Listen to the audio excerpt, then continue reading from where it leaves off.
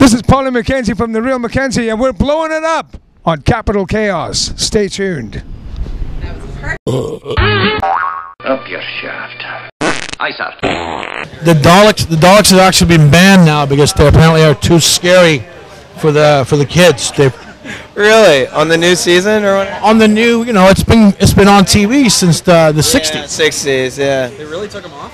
Yeah, that's what I heard. I haven't watched it because it's like one of those things that like when you're a kid you're like ooh ah, and then you're an adult you're like What are they doing? and then when you're a kid your channel selection is a lot less than when you're an adult you have Channels and you're like, nothing is on. Ugh. At least that's what I say. you have direct dish or Comcast where you live. Where I live, we have Comcast. Yeah, same here. On the bus, we have direct. Yeah, so we're not used to the channels. Sports Center, Law and Order SVU, and Sports Center, Law and Order SVU. Yeah, lots of SVU. Storage Wars, yeah. Yeah, I just got my Comcast bill and some things went up $10 and other things went down 5 cents. Oh, they're giving you a discount there. Comcast, man, they're hooking it up for sure. So you guys have a new live album, is that right? Yes, sir. It's a live album and DVD. It's a rarity. I mean, the live DVDs come out all the time, but it's a rarity that a live album comes as well. As this was your idea, or were you forced into it? Both. No, I'm just kidding. It was our idea. We've wanted to do a DVD for a long time, and actually, we had the idea to do a DVD right before we did the Zombie EP, and we kind of did that instead. And then that worked out pretty well. So then by the time we got to do the big A-market headline run and brought all the production and lighting and stuff, it just made sense to capture that kind of. So I think it's kind of a cool combination of a release coming out, and an official thing from the band that you can grab, but at the same time capturing the live energy and not just this thing put together in the studio, but something that we just, did in that format. So. Now the word is that the Kiss Live album actually uses live sounds from a sporting event.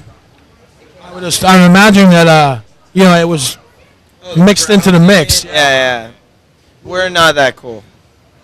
We didn't even think of that. We should have done that. Yeah, why didn't we do that? Yeah. See, it's hard for us to fake it when you have the DVD and there's only 2,000-3,000 people there, and then you have a 15,000 people sports arena mixed in. We couldn't fake it that well. Kids could fake it though.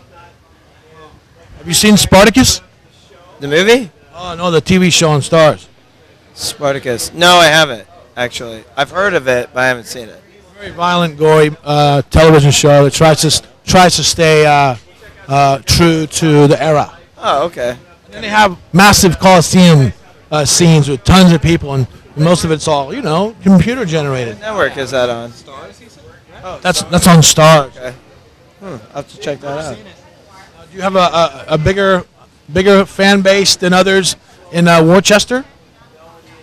Not necessarily. It's just we kind of looked at 4 or 5 different options throughout the tour of places that we feel like really exemplify a great show for us, that are those venues and people and combinations of things like that make up our ideal show. And Orlando, House of Blues was an option, and different things. And just the combination of being such a cool-looking room with the crown molding going up like that, just being a big, wide-open room, and just the Boston kids going hard, it made sense to do it there. So.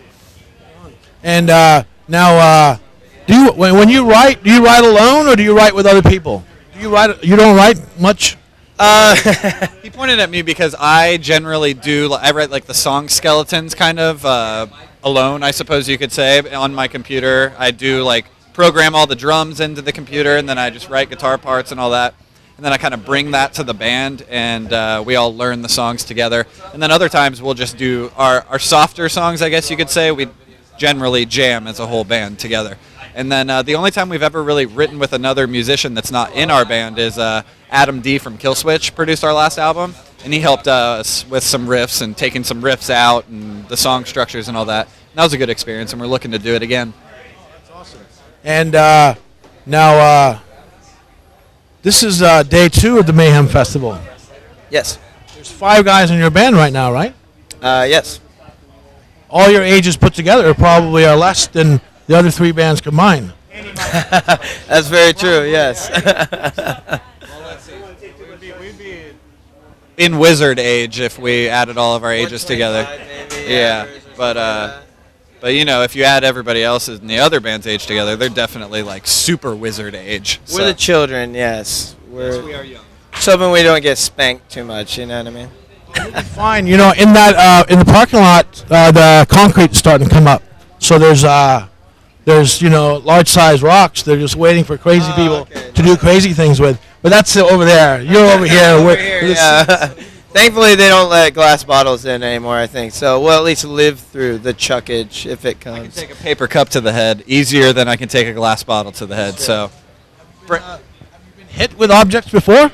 The attempts are far more frequent than the connections, but yes, I've been hit before, and I like it. You know? People think it's very like offensive, like, oh, I'm gonna throw this at you. It's like, oh well, I'm just gonna play anyway. Like, I'm not. Slayer's not gonna come out any faster if you throw things at us. If it makes you feel good, do it, man. Spent $15 on that beer. Go ahead, throw it at me. We don't even know who threw it, so you don't even really get any credit for it, you know. Oh, I see a beer flying through the air. You know, I don't go into peril mode. I'm like, all right, man, beer in the air. Hopefully, it all doesn't spill or something, you know. Like blame somebody else just so they don't get the credit. Yeah, exactly. Fuck you, you know. I did it. He's like, yeah. Did you have a specific rehearsal for this, for the tours? You're gonna go. You're doing this many songs, and you just rehearse that. Is it's basically a similar set throughout the tour? Yeah, we play the exact same set every single day, so we don't really rehearse it. We just play it on stage. And that's our rehearsal time. You still remember all of your songs? Very much so, yeah. Our muscles remember them better than our minds do, actually, I think, at this point. We don't know how to play all of our songs that we've ever written. Definitely not, because we've jokingly tried to be like, hey, play this song, and it's gone from the brain. But all the songs that we actually play live, we could pretty much play any of them, do it all right, I'd say. I've always heard good things from you guys. Oh, thank you, man. We try not to suck. We do try not to suck. Thank God you're trying. Now, obviously, Randy Blythe from Lamb of God is still in prison or in jail. I heard he was freed yesterday, actually. He got out on bail, yeah. I thought I heard that. I am under the impression that he's free because Lamb of God tweeted Randy is free. So last I heard, they let him out for a court appearance. Oh, really? Oh, that could be what it was. Let him out for a court appearance, and then on Monday, they're going to decide whether they, I guess, think he's a flight risk or whatever. They want to try him. I mean, that would be insane. I just am not going to beat up any fans that come on stage. That's my move after hearing about all this. Yeah, if you, I mean, do you have fans, crazy fans? Have you ever felt threatened by a stage diver or whatnot? See, that's why I feel bad for the guy, man, because, you know, like, not condoning anything or non-condone it, but I think it's hard for people to understand that when you're sitting there, especially, like, you know, with everything that's happened to performers and things like that, you never know what somebody's going to do when they come up on stage, you know, and when you're in an adrenaline moment, and then that's why they have the rules and why they have the barricade and why they don't let things like that happen, because you just can't trust anybody anymore. So I feel like unless you've been in that position, it's hard for people, and especially courts and different things like that, to say yes or no and that kind of stuff. So we'll see what happens. I hope that he hope that whatever needs to happen happens, and I hope that he doesn't get screwed too bad, you know.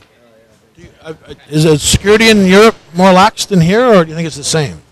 I'm sure it's on a venue-by-venue basis. You know, it's hard to put that stuff down to what it is, because even over here, you go to some rooms and the guys are really tight, and you go to other rooms and the guys don't really care. So, you know, it's hard to just walk in and know what it's going to be every night, I guess. And do you think God loves everybody equally and gives everybody the same amount of love and care, or do you think we can pray extra and get extra stuff? I think that's a much bigger question than our feeble minds can answer. Yeah, well, I don't think Everything's theory, right? In theory, yes. Yeah. It wouldn't hurt, I'll tell you that. Yeah, it would never hurt.